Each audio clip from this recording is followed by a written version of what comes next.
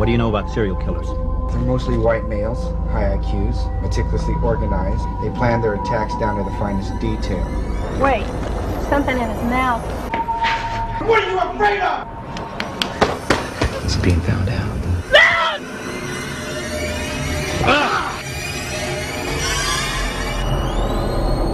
Uncle Jack? Uncle Jack?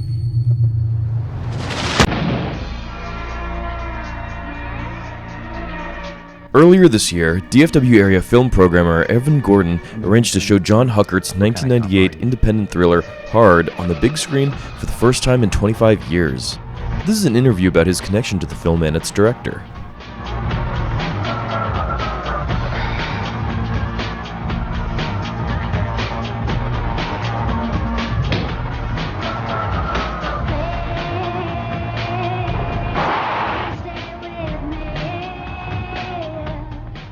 Hey, what is up, Evan? Hey, how's it going, man? Doing excellent, thank you. How about yourself? Oh, can't complain. Damn, I am immediately impressed by that collection in the background. Oh yeah, That is incredible. yeah. This is most of it. There's some more on my floor, and I've got one more shelf out in the hallway, and then there's a few in our living room as well. Oh my god, that's amazing. If you were to like roughly guesstimate, how many movies do you think you have total? Okay, yeah. So movies, I think I've edged past 4,000. I've seen about 60% of them. Okay. But it's an investment. This is what I'm gonna do with my free time for the rest of my life. So So you'll keep entertained in your apocalypse bunker. yeah. As long as we have power, I don't need the internet. But if power and the internet go down, I'm fine. So I guess I'm curious. This wasn't on my list of questions, but if you were to break your collection down into like Blu-ray, DVD, VHS, what like percentage would you say? Oh, it's almost all Blu-ray and 4K. Yeah. Oh, nice. Okay, cool. I have a little bit of stuff that's basically if it's available on Blu-ray, I'll always do that. So I have a few titles that are stuck on DVD. But I would say almost all Blu-ray and 4K. Wow, damn, that's incredible. I am thoroughly impressed. Thanks. So I'm glad someone is.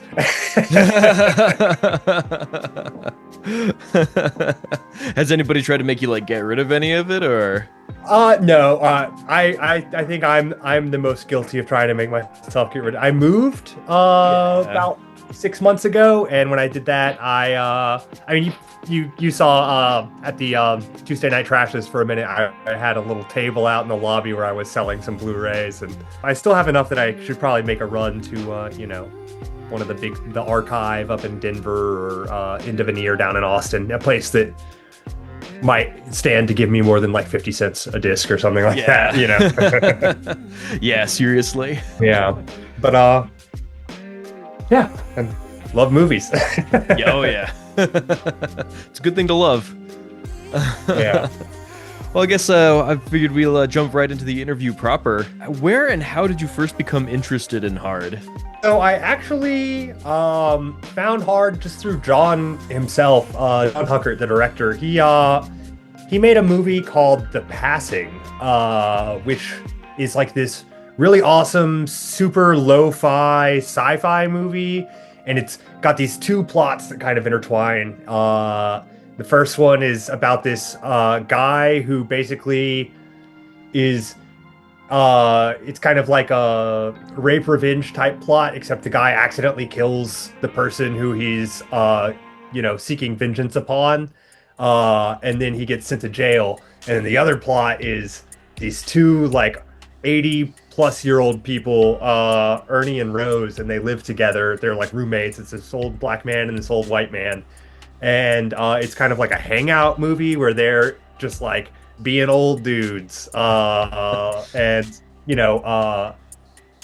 basically the two plots commingle where there's this brain transplant consciousness transportation scene, Anyway, Vinegar Syndrome put this movie, The Passing, out on Blu-ray, and I picked it up in 2020, and I just threw it on one night, as I want to do. And at the time, I lived with a guy who, I'd watch movies every single day, and he never joined us.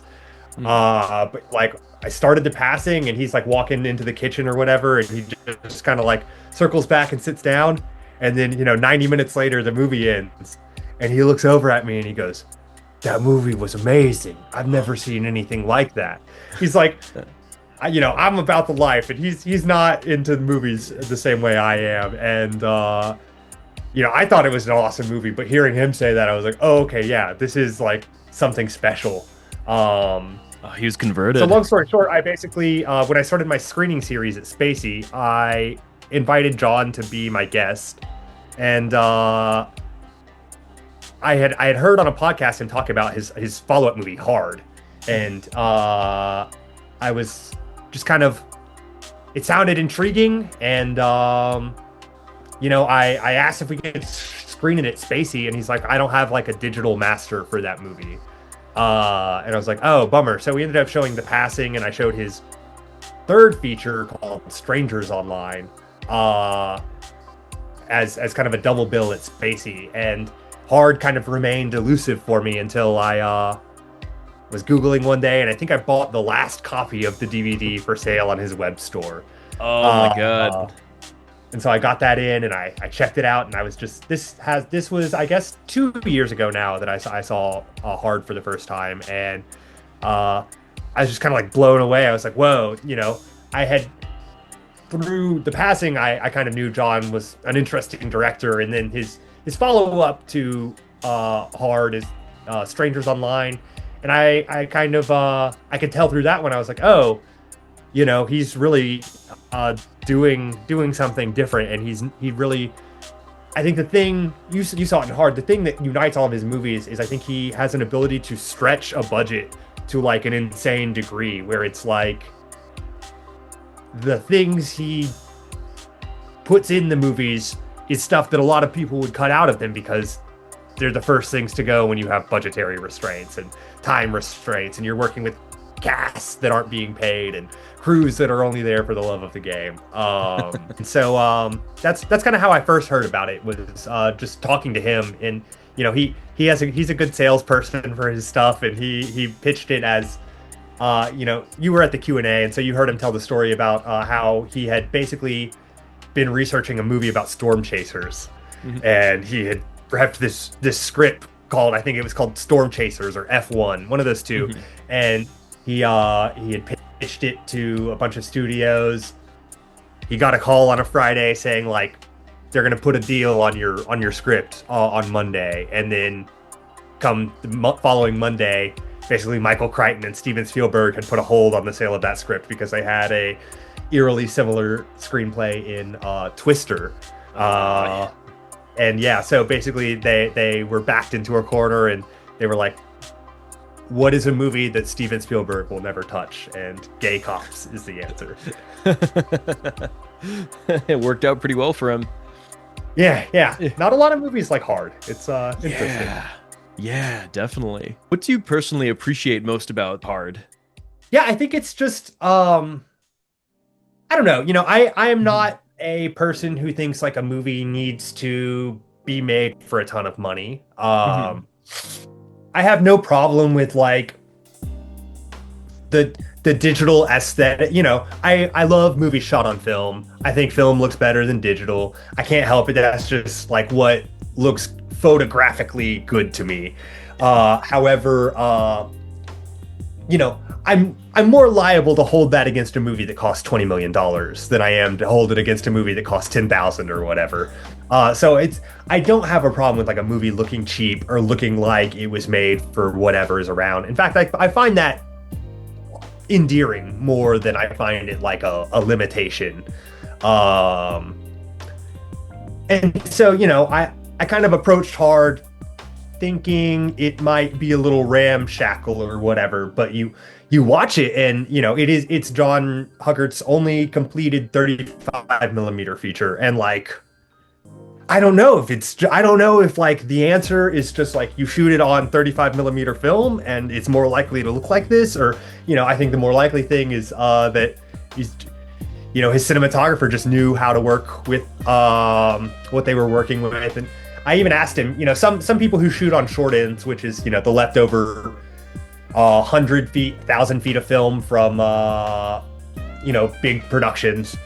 I asked John, I was like, did y'all care about the stock you were using? And John was like, yeah, that was actually like a big consideration, was like, they didn't just need to find short ends. They needed to find short ends of the stock that they wanted to use for what they were doing. You watch like a David Dakota, you watch like Nightmare Sisters or something, like a 3-day quickie that's shot on short ends, like one of those David Dakota movies. And you can tell within the same scene, they'll be cutting from like different coverage, and it looks like it's shot on a completely different stock. And it's just kind of like, well, yeah, that's just what they had. And who cares? You're not there to look at the photo stock, but I think that's just like kind of like one small instance of like the really deft attention to detail. And like, John had spent years researching his Storm Chaser movie, and he did the same with like Hard. And so it's just this really well considered kind of like, you can see the idea of like gay cop being in a cat and mouse thriller against a gay serial killer who's killing gay men as kind of like this like trashy Hallmark thing almost, where like no one gives a crap, and they just kind of do whatever. But I think there's like a degree of diligence and like research that John is doing about he wants all the characters to be real. And he wants to investigate all the different aspects, from the serial killer to the cop to the other cops in the department, and like how do all these people interact in these situations. And there's just kind of like I think a mix of just the incredible production value, knowing, I mean, $87,000, obviously it's worth less than $87,000 back then, but that's what you would spend on film stock if you were shooting a movie in 35 millimeter. Now you would spend about $100K probably on just your film stock, if not that, and that might not even factor in lab costs and stuff like that. Who knows? But just seeing how he did that on 35, got it to look how it looks, and still made a movie behind it. It's kind of like, wow, okay, we're cooking with gas now. Yeah. So I think that's kind of the big draw to me. What was the distribution for this movie like when it first came out in '98? Basically, from what I understand, John is obviously the expert on this, but I will give you my best recollection of his tale. So basically, they had sent it out to get developed. Like the negative had, or they'd cut the movie, and they were sending it out to get prints made, because they had a festival premiere coming up. And the first lab they sent it to, they took a look at the footage.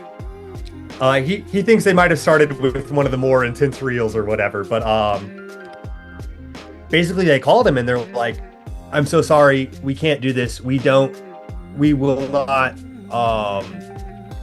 basically make film reels of gay pornography." And he's like, "Damn, I didn't give you gay pornography." But so it was kind of like a struggle for them to get a print made, and finally he sent tapes around, and finally Photochem came back to him and said, "We'll make reels about." Oh, he had done like a newspaper article about, or like done a newspaper interview about the lab that kind of turned him away because they wouldn't distribute gay pornography, and Photochem was like, "We'll do it as long as you don't make us think about us in the press, or don't mention that we did it in the press or whatever." We're 25 years on it, and I think all this stuff is looked at in a different light now, so it's probably okay. Definitely. and if not, fuck them. Yeah, exactly. But yeah, so they had the resources. They put together one print for this film festival that they were doing the premiere at, and it was a huge hit at the festival. And they got distribution through a company, I believe it's called Jour de Fête, but I could be wrong. And they basically were like, well, we can make you 2 prints of the movie. The first print that they had made had music that was not licensed, because John had never done a movie at that level before, so he wasn't sure how all the music licensing worked. So they had this print made that they basically couldn't project because they didn't have music clearance. So he went back, got new music, and put it in his film.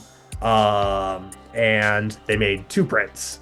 And these 2 prints, basically from late 98, early 99 through 2001, would go to, sometimes they would go to festivals. They had a hard time getting into like mainstream festivals, but they were able to get into a lot of queer film festivals. And you know, obviously I think they did pretty well there. So it played basically 2 theaters tops around the country at a time for about 2 years. And then once they had kind of made their rounds through the country, John got the reels back and never really touched them again until our screening. In the interim, there was basically a DVD made off of like I don't know what they struck the standard definition transfer from, if it was from one of the prints or if it was from like an interpositive or internegative or something along the, production pipeline for the film. But basically they had a standard definition transfer made in the early 2000s and had, I think, 25,000 DVDs made off of that. And then they made a second run of DVDs early on Netflix late Blockbuster days, because they didn't want the uncut version or the unrated version. And so John cut about 2.5 minutes out and made R-rated DVDs, which is what we were giving out at the screening.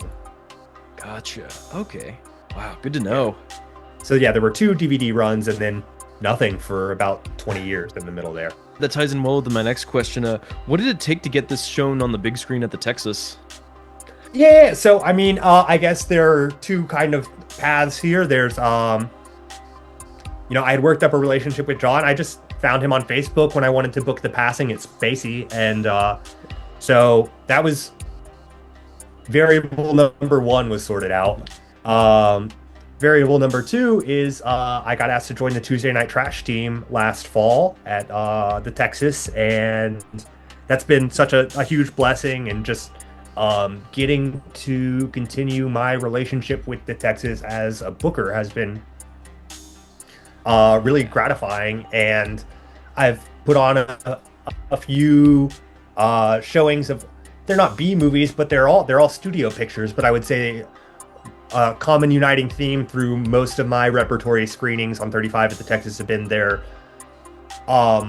movies we can get on prints, and they are kind of maybe movies that didn't land with their audience at the time that they were released. And so earlier this spring, I just asked Barack at the Texas Theater, I asked him, could I take kind of like a wild swing and book this movie that just doesn't really have a reputation, had less than 600 logs on Letterboxd when we had our screening. And I was like, he was like, are you sure this isn't something you want to do at Spacey? And I told him, I was like, well, if we do it at Spacey, we have to show the DVD. But if we show it at the Texas Theater, I'm in touch with the director and he has 35 millimeter prints. And no one has seen it like this since 2001. Like, I was just kind of like, I'll fly him out, and I think it'll be my idea was I just want to insulate the theater from as much cost as possible. I get a Monday at 9 p.m. They're not expecting a sellout screening or whatever.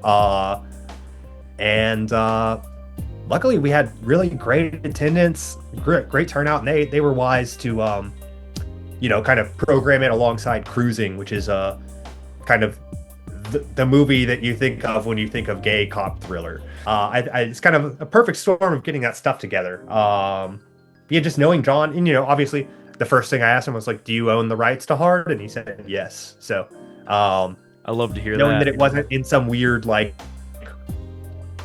rights limbo or whatever. We just, I think, no one had thought to ask all this time. That's wild to me. That's just feels like it's yeah. not right. No, it's not. But selfishly, as like a film programmer, this is kind of what you want, right? Like, you wanna find ground to stake out where you're like, I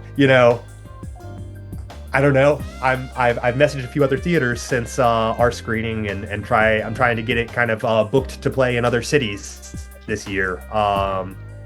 You just kind of want to find that mountain that no one has planted their flag on top of, and I will now be this movie's loudest and most vocal advocate because I think it's a great movie and more people need to see it, quite frankly. That was another one of my questions. Where else are you trying to screen Hard? Yeah, so basically my thought was I'm just gonna try and reach out to theaters in other like major markets in the country.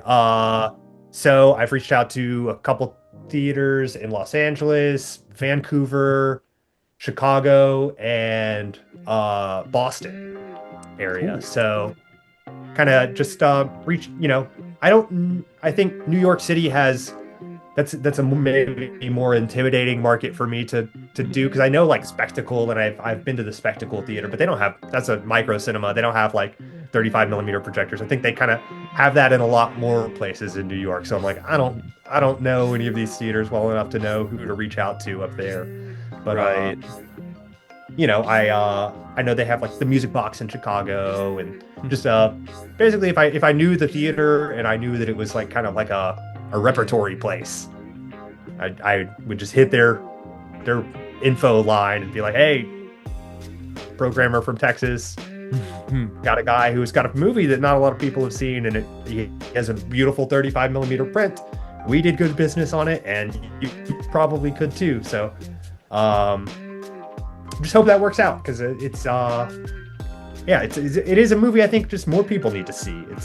It's really impressive what he did. Oh, definitely. Because you're saying that he maxed out like 29 credit cards, right? I think the number, as John says it's 71 credit cards, 67 of which belong to him. Holy shit. Yeah. Yeah. A lot of cards with $1,000 limit, I guess, and then a couple with a 2,000 or something. Yeah. Oh my god. Yeah. Are there any other movies on your radar that you're trying to put on the big screen again? Oh, I will admit, this is a rare. I watch so many of my movies on like Blu-ray and stuff like that. Like I kind of come late in life to being like a total freak about movies, and so I rely so much on excuse me, on Blu-ray distribution companies for like so much of my discovery. And I wouldn't have found John's work if Vinegar Syndrome hadn't put out The Passing. So it's kind of like through that like 1 degree of separation that I found this one movie. I think for right now I'm just kind of trying to focus on making sure that has at least one more screening somewhere before I start to look elsewhere. But there's a couple other things that I think we'll be playing from DCPs. That one of the upcoming Tuesday Night Trash screenings I think is going to be something that hasn't really played a lot of places. So it'll be a really rare opportunity to see it on the big screen. I'm always trying to I'd love to get more opportunities for people like Matt Farley and Charles Roxburgh. I'm wearing a Magic Spot shirt. That's one of their movies. Sick. I flew them down in January of 2025 for a screening of their movie Don't Let the River Beast Get You, and then a mini marathon of their movies at Spacey the next day. And I'm so into the idea of getting kind of movies that shouldn't be playing at this beautiful 95-year-old movie palace in Dallas, Texas, to play on the big screen up there. That's kind of it's great that audiences are enjoying it, and that keeps me going. But to me, it's like it's almost like my little prank on the world that I'm like, yeah, this don't let the river beast get you is it makes total sense for it to play the upstairs at the Texas Theater, actually. And luckily, yeah, like I said, people seem to respond well to that. So it's nice to see that we're not getting tomatoes hurled at us for me booking this weird stuff. It's great. Yeah, Matt and Charles are just some of my favorite people working right now. I was gonna be in their new movie, but I don't think schedule is gonna work out for me to fly up there to get want me to film. So, big bummer. But hopefully, at some point I'll be in one of their movies. Oh my god, yeah, that'll be a dream come true. And my last question was, what fascinates you the most about independent and guerrilla filmmaking? What do you love and appreciate the most? Like, what draws you? Yeah. I think I'm a big shock and awe guy. I love, I love a good plot as much as anyone. But I also love watching movies that just kind of wash over you, and there's like this raw spectacle on the screen where you're like, I don't know. I couldn't name a single character on the screen right now, or like list anyone's motivation. If you pause the movie and ask me like what's happening right now, maybe I couldn't answer the question for you. But it's like I'm watching this series of images that I'm like, the easiest analog for it is like crazy gore stuff that draws a lot of horror people in. You know what I mean? You'll watch the snooziest slasher in the world just for a couple cuts of like a fake head flying off or whatever. That kind of thing, but maybe cranked up to the next level. I love that a lot. And I think with the guerrilla and independent filmmaking, there's things that you can do on like a Hollywood movie's budget that are maybe less impressive to see done on a Hollywood movie's budget than if you're watching something and you're like, oh, they shouldn't have been able to do that. Like, you know what I mean? Maybe it's something I've seen before. I love seeing stuff I haven't seen before on a movie, but maybe this is something I've seen before, but it's coming from a kind of like ecosystem where it doesn't make sense for that to come from. Be it like, I'm surprised they had the money to do it, or like the gumption to do it, or, you start watching it thinking it's one thing, and then you realize partway through that it's this like other thing, and it's kind of that really draws me into kind of like B-side cinema, and independent stuff is just kind of that love to be kind of like shocked and amazed and impressed by what's going on. And quite frankly, I just think when you're throwing millions and millions of dollars at things, everything becomes a little less impressive, because it's like, I don't know, if I had $1 million, I could probably find out how to do a lot of cool shit. You know what I mean? Like, I'm sure you could find a lot of ways to spend it really quickly too, but I